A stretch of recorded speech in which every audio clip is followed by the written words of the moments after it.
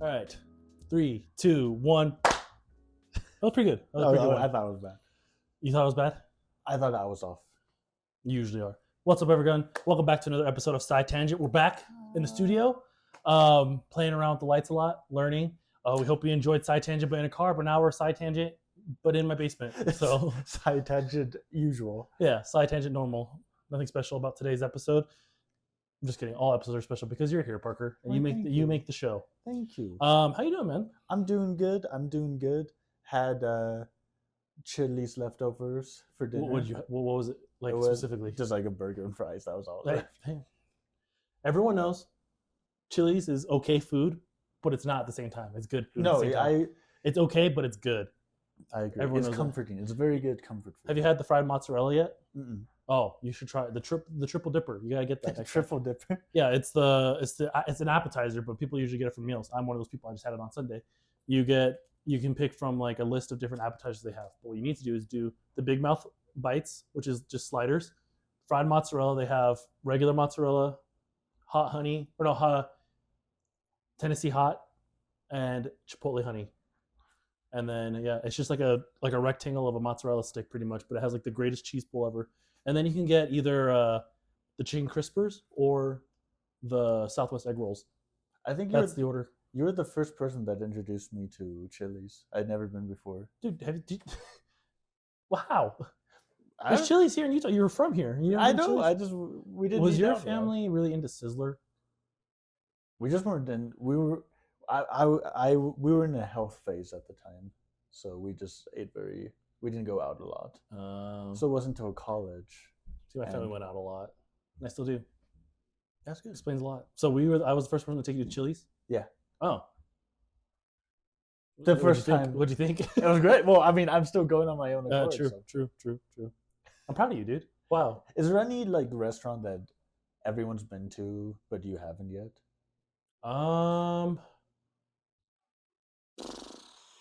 I go to a lot of restaurants, so that's hard to That's say. true. That's probably. You're probably Um, the worst person I could have asked that question to. I mean, like, I've never been to a White Castle, but there's also not a White Castle here in Utah, so I don't know. I'm assuming there's one in Arizona. There might be, but I haven't been to it if there is. But, you know what people here in Utah really freak out over? Jack in the Box. Really? Yeah. I've been around the car, and then, like, I was driving back to Arizona with a couple people that were from here, and there's a Jack in the Box in St. George. We were driving past St. George, and they made me stop. And they just lost their mind over Jack in the Box. I like Jack in the Box, but it's a little different. I have something funny to share with you. Please. I learned something new. Okay. This it was a couple days ago. I was just Okay. on the good old TikTok, and I learned I'm already there's a concerned. thing called window cleaning school. Oh. Okay. Yeah, and so there's like a final exam where there's 3 windows, and to get your window cleaning certificate or whatever, you have to clean the windows as fast as you can. But then the judges are looking for streaks, looking for accuracy, and then they're timing you for speed. And you have to do all 3 windows, and each window has a different judge sitting at it, and they look at, they judge you, and then I guess you'd be certified to be a window cleaner. Is it for like the fancy people that have to like climb a skyscraper Well, and dress like Spider-Man, or is it for? That would be my guess, but the window cleaning competition was like standing up, so you weren't on anything. So I don't know. Is it like so? Is it a certificate you need, or is it just like? I don't know. It also could have just been a competition. The TikTok said it was window cleaning school. How do you think you would do in it if like we send you in right now? I wouldn't be able to pass right now. Because they have like a system where they like Well, how hard can it be? You're just like using the. yeah, but you have to have like precision with it in order to little like finesse. I can use it like up and down, but then they have it like in an S form, and they clean it super fast. I mean, I'm saying how hard can it be? I've never used. What are they even called? Squeegees. Yeah, like a squeegee for a window. It's always been like some. You'll never make it in the window cleaning business. It's always been like torn up T-shirts and Windex, and that's been it for me. You didn't even want to buy a T-shirt. Why not a paper towel? Don't because paper towels leave like the paper strands. If you get the cheap paper towels, What kind of? you need fancy Brawny. Brawny or what's the other one called? Tide? No, that's not Tide. No, that's the stuff you eat. I also saw a video, speaking of window cleaning, that Okay. they're starting to use drones for window cleaning. And they would just like attach it to a hose and fly up and then spray. That I don't know makes how they do the sense. squeegee thing, but the machine takeover is Can you it's upon us. imagine how tough it would be to squeegee with like the right amount of pressure and finesse, but you're like a drone? You just run it into the. Actually, I should talk about flying things running into buildings. Anyways. Why? Because of 9/11? Yeah. It's funny. Yeah. It's for certain audiences, yeah. Can I ask you a completely... I window cleaning wasn't the hottest topic. No, that was a good It was just topic. something interesting I found. Window cleaning school. Do you have reoccurring dreams?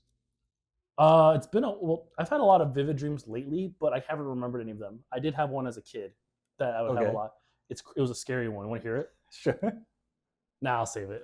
No, I'm what kidding. What are you talking about? So I had a dream that there was like this witch that would terrorize my neighborhood and hypnotize people. And what she would do is hypnotize people and make them dig their own graves. And then she kills them and they land in the grave. And I was always the last one that she would target. So then all these people would start.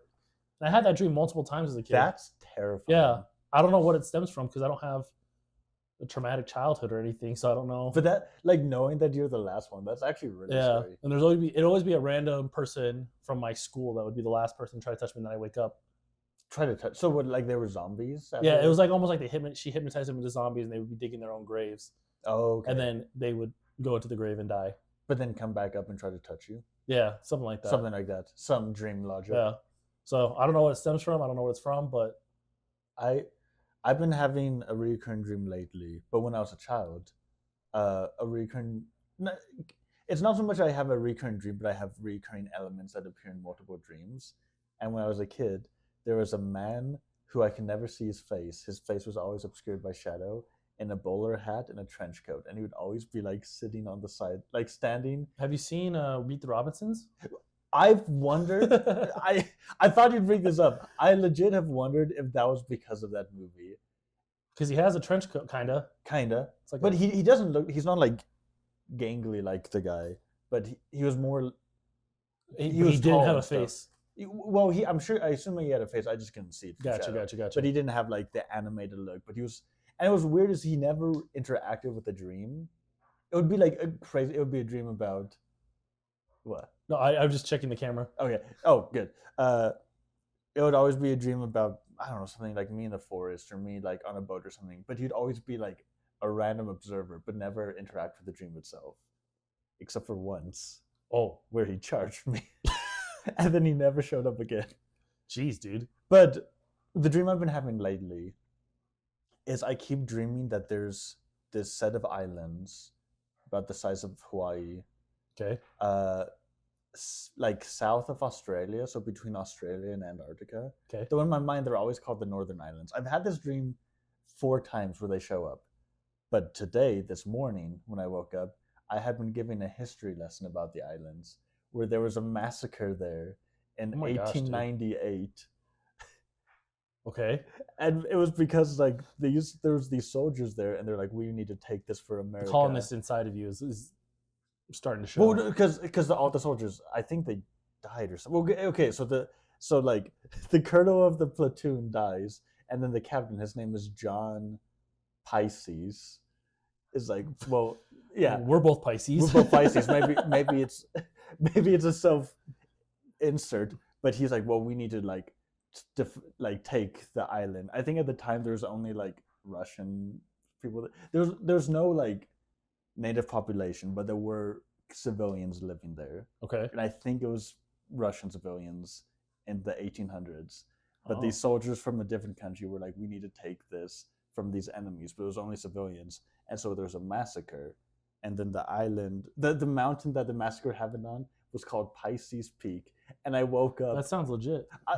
I woke up and I was like, and like the last thing I remember like hearing in my dream was like, Google Pisces Peak. Still haven't done it. Don't know what. That was a sign, dude. I know. You just ignored it. I don't know why I thought of the episode of SpongeBob when Johnny Depp's in it, JKL. Johnny Kahuna Lagoon. The big one. Yeah. Yeah. That was a good one. What do you think the best SpongeBob episode is? You can give me a few. I think the chocolate episode. Yeah. I forget what it's called. Top 5 for sure. Something nuts, something like that. Yeah. Band Geeks. Yes. I love that one. I feel like there's a lot that like when I watch it, I don't realize how good it was until someone else points it out to me. Right.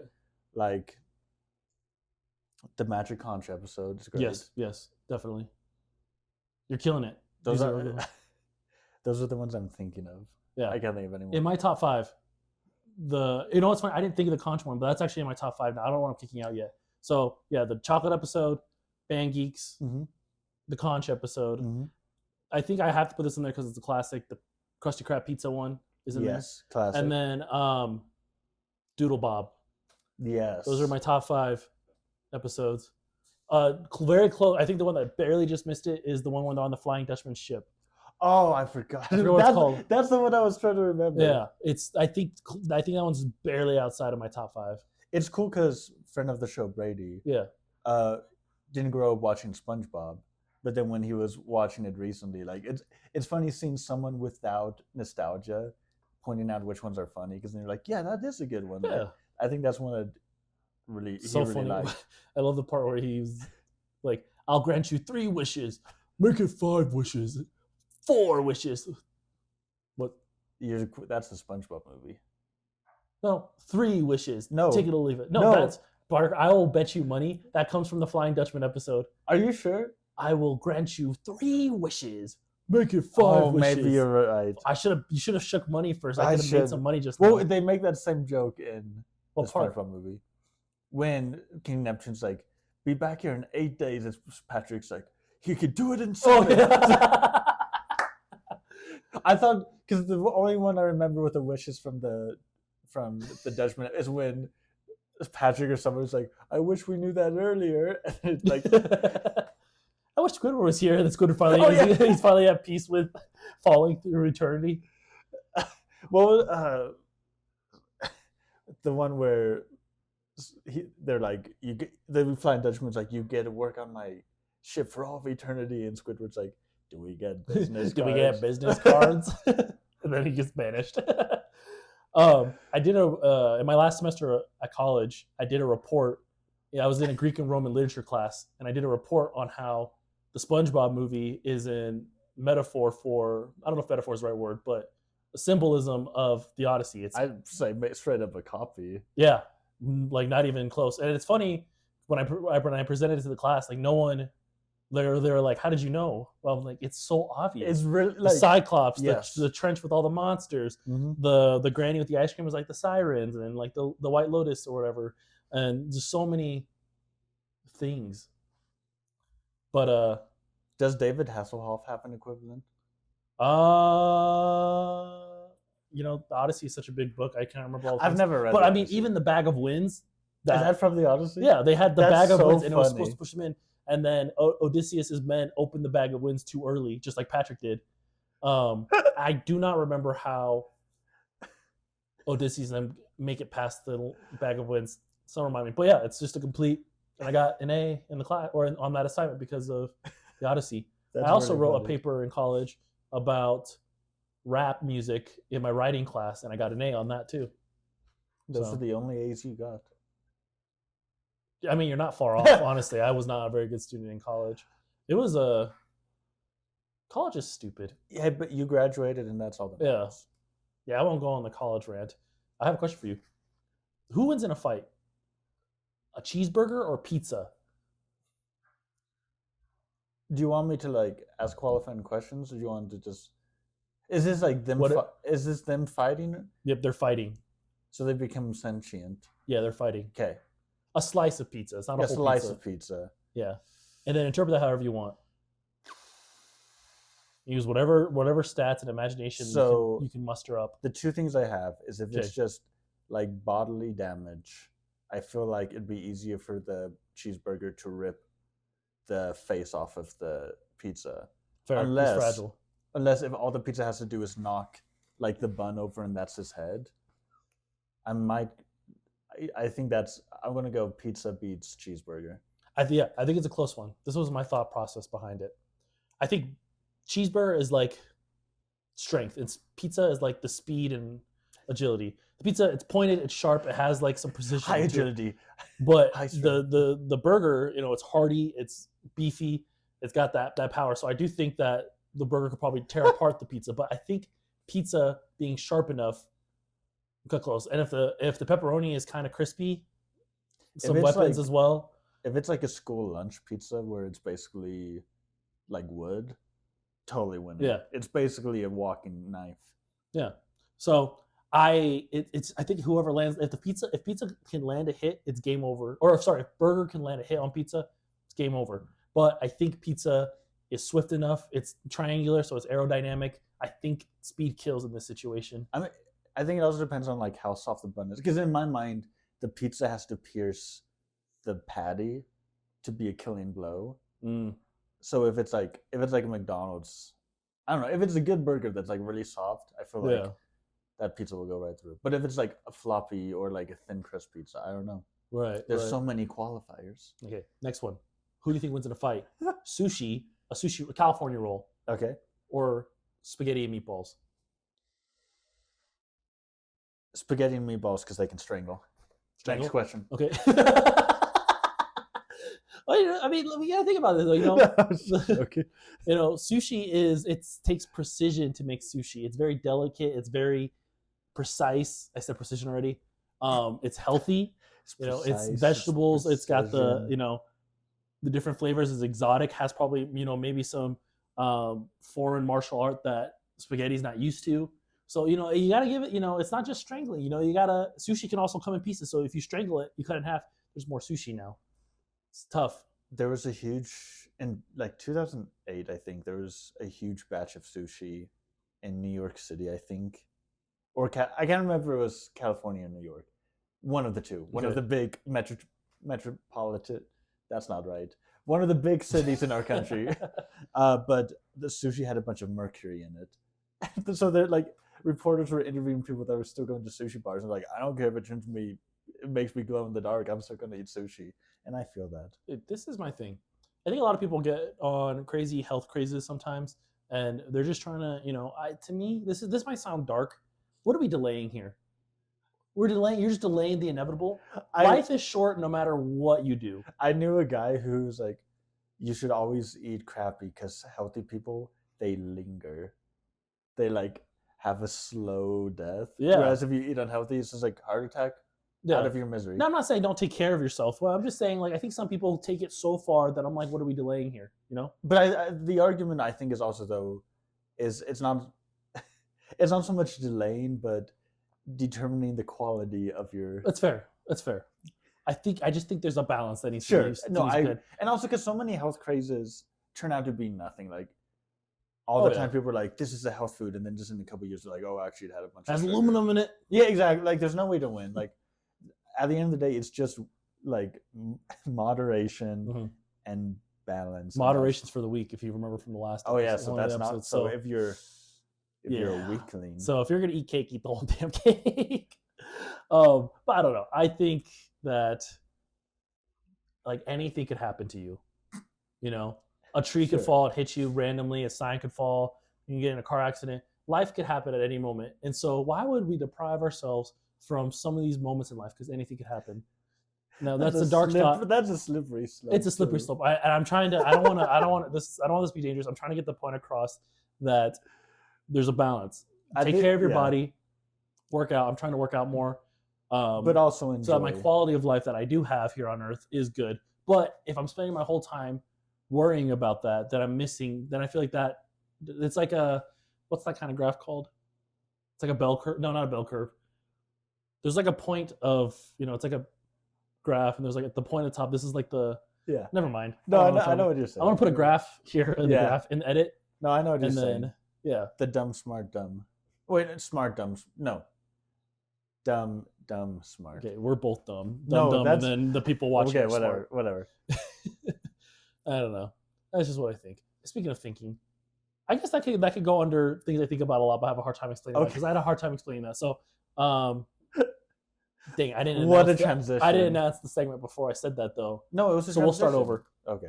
I'm just kidding. We're not gonna start over. We're not gonna. So that'll be our segment. But another thing I wanted to bring up today about things I think about a lot, but have a hard time explaining why, is ever since I was a kid, I've always done this, and it's not mind blowing. Oh, that stresses me out. It's not every time you say that. This one isn't mind blowing unless I think about it too hard. Then it's pretty mind blowing. Is that obviously I see the world through my perspective. So in my own universe, is this the red? My red is your red. No. Okay, No. good. Like, and so like I'm obviously the main character of my own story. Like I see the world. Like when you leave here, I live my life, and I have no idea what you're doing. But you're doing the same thing. Like you're from your perspective, the world is, you see it, you go off, you don't see me, you do who knows what after this. I every time I see strangers on the street and like I pass by them, or I'm like driving and I walk and I see people at the grocery store, I always have this thought about like, geez, they're just like, they have this whole story behind them. I don't know who they are. I'll never see them again. They go off and live their life, and they are the main character of their own story, and I'm the main character of my own story. And all of us here are just a bunch of main characters, and no one really gives a crap about each other. Not like that's dark, but kind of harsh. It's impossible for someone to like truly comprehend that someone else is like as conscious as they are. Yeah, and I know some people might be watching this thing and it's like, oh, congrats, you just learned empathy, but it's not that. It's more just like, it's just interesting to me that so many people are in the world and they all think that they're the most important person because they only see the world through their point of view. And then even though I can try, like, even though I know you really well, like we're good friends, like I still don't like, we'll never 100% know what the other person is like going through, despite how well you know someone. So I don't know why that trips me out though. Like this one I truly do have a hard time explaining what about it is like tripping me out. But it's just it is nice to like pause and like think about just what everyone's going through. For example, at work, things have been super busy, things have been hectic. I'm really close to my coworkers, and it's just like everyone's going through different things, and then none of us really know it until someone says something, and then we all just go home and live our life and come back and do it again. It's just yeah, I don't know where I was going with that point. No, but, here we are. Do you have existentialism that everyone else is a projection in your mind? Yeah, my friend in high school, he used to try to if you left right now, you no longer exist, and I have no way to prove that otherwise. And that in high school, I kept arguing with him about it, but now I'm like, he's right. I don't have any. Yeah. I have no way to prove it. I mean, I don't believe in that theory, but it's like I can't prove it wrong. Or have you heard the one where you can't prove that you were created last Tuesday and all your memories were just given to you? No, I haven't heard that one. There's a similar one where like, and again, it's just a like thought experiment, but like the idea is that there's no way to tell if when you sleep you die every night, and then you just like re-inherit the memories or something like that. Like there's no way, like what's like you could just be dead. Okay. But you just resurrect? I'm sorry, I'm trying to think of that. The way I heard the concept was because when I had this discussion with someone, it got brought up with Star Trek teleporters. How it like tears you apart and then reassembles you. Reassembles you. So like the argument is, did that actually teleport you, or did you just get murdered and an exact copy of you get made again? That's and trippy. So then the thing with the dreams is like, obviously like physically you're the same person, but like could the same argument be made mentally, that you like mentally or emotionally died and now like you're rejuvenated, you're like a new person when you're waking up? So like what is self, what is it? Like it's the level of philosophy that like when I say it makes sense, when I hear it makes sense, but when I say it out loud it's like that doesn't make sense at all. But you would really like Mickey 17. Oh, you saw Mickey 17. Yeah, I saw Mickey 17. That's pretty much, is he essentially teleporting then? Not really. But... Well, for the person who inherits, it is, but for the person who like gets killed, no. You would really like Severance, dude. I just don't want Apple Plus. Yeah, I don't blame you. Also, I know it will give, everyone talks about how good Severance is, and I believe them, but I also know that it will give me existentialism. 100%. It's the commentary on Severance is insane. Off camera, I'll tell you all about it because I kind of know the premise that it's like the future, and they found a way to like quite literally separate your work self from your personal self. But it's like it's still you. Yeah. So it's just like in your mind, it's crazy, severed. It's really trippy, and then the way the story, it's chef's kiss. I would like, because I like the place that we work, but it would be so miserable if you leave. Walk through the doors and then just immediately like come back for the next day of work. Yeah, you would, and you don't remember anything. One thing, this isn't about the story of Severance, but one thing I think it's the reason why it's getting so popular. And I've noticed I've heard this thing about the trend where instead of shows just releasing all the episodes all at once, they're starting to go back to like a weekly cadence.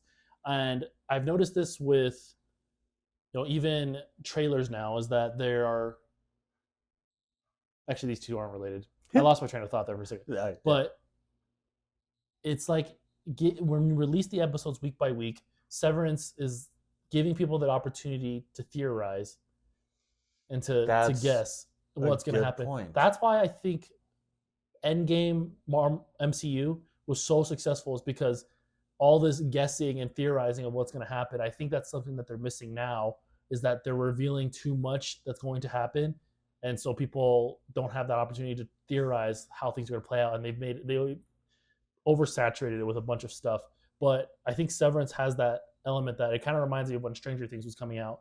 Even though Stranger Things did release a lot of their episodes all at once, this last season they released half of it, and then they gave a couple of weeks for people to actually anticipate and theorize. And so I don't know. I've noticed that like the fun of it is almost guessing, and that's what the majority of it is, and then seeing if it all comes together. I think that's what made the MCU super successful. In my major, experience design and management, we talk about how experiences, there's like 3 phases of it. Mm-hmm. There's anticipation, the actual experience itself, and then the reflection part of it, and just how you need to master all 3 to like make a really cool experience. And I think TV shows are a lot like that. And so like Severance, for instance, is building a lot of anticipation for the next episode. Then they need to really nail the episode. And then before the next episode, not only are you building anticipation again, but you also have chance, like everyone's like, oh, like now that we know this, like let's talk about it and like make more theories after that. So like with how Netflix used to do, where everything would release at once, you kind of miss out on the reflection period. I do. I think you do. And it just happens in a larger sense. Like at the end of Stranger Things season, what season did we just finish for? At the end of season 3, you had all that time between then to figure out what, to talk about what's going to happen in season 4. And I think season 4 was such a success because they cut it in half. And so they released a lot of episodes. People watched, got a lot of details. Halfway through, then we have this break. And then now you have that break to reflect on what you just did, anticipate for the next one. They nailed that part. And now we've been reflecting on it for years. But what I think they failed at is that it's not just their fault. There's been the writer's strike, and there's been a lot of other things that have gotten in the way. But it's taken so long that I think people have lost that hype. So I don't know. It's fascinating to me that like the science behind how much information should you tease to people. Like you got to tease them, like you got to give them enough information to theorize or to like anticipate something, but you can't give them too much. I think that like Captain America, the new Captain America movie, they should not have introduced Red Hulk in the trailers. They should have waited, and then they should have teased it just enough where people were like, is that Red Hulk? Is it not Red Hulk? But no, I think that would have been the greatest surprise if they didn't tell us that Red Hulk was going to be in the movie for sure. But I also get though why like marketers would be afraid that no one's going to, because I feel like that movie, no one was excited for it. Which sounds like based off of your reviews, it sounded like actually a pretty decent I liked movie. it. There's some issues, but sure. I liked it. But like it seemed like everyone was already kind of wasn't that interested in it. So then like I can understand the pressure of a studio being like, well, we need to show our hand to try to convince people to watch it opening week. Right. So it's like this weird balance of how do you like reveal enough that they go to see it, but then also not enough that it's actually good. Yeah. So I don't know. For that movie in particular, I think people would have loved it a lot more if we didn't know Red Hulk was going to be in it, and we just were like, "Oh crap, it's Red Hulk!" But they did it anyways. It didn't happen. Speaking of that, it's the same thing when like artist is about to release an album and they release one song, and just like I would love to be a fly on the wall, just trying to figure out what song from this album should you release.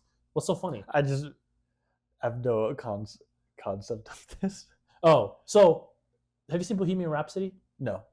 Well, you know who Queen is, right? Yeah. And you know the song Bohemian Rhapsody. Yeah. Okay, so Queen was releasing an album, and it's like so artists, they release like one song before the album comes out to build anticipation that we're talking about. I didn't know that. Yeah, I know you don't necessarily listen to pop music. I listen to like no music. Yeah, but so that's what a lot of artists do, and so they try to build anticipation. So in Queen, for instance, they're releasing this album. They're deciding what song to do. Freddie Mercury was like, it needs to be Bohemian Rhapsody.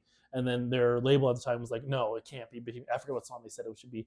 And Queen just like left, like Freddie Mercury was like, you're going to be the person who let Queen go. And they decided to go with Bohemian Rhapsody. And obviously Bohemian Rhapsody is. What was the argument that you didn't want to do like your best one first? They didn't like the song. What? Yeah, the label didn't like the song. That's crazy. Because the song is about nothing, really. It's not. I think that was the point of it. That it's nothing. There is kind of a story, then there's not a story, but I mean, Bohemian Rhapsody, I would venture to say, is probably the most popular Queen song. It's up there with it's probably top 5 for sure. Yeah, definitely. Popularity, but I don't know. I would love to be a fly on the wall to go into what decides.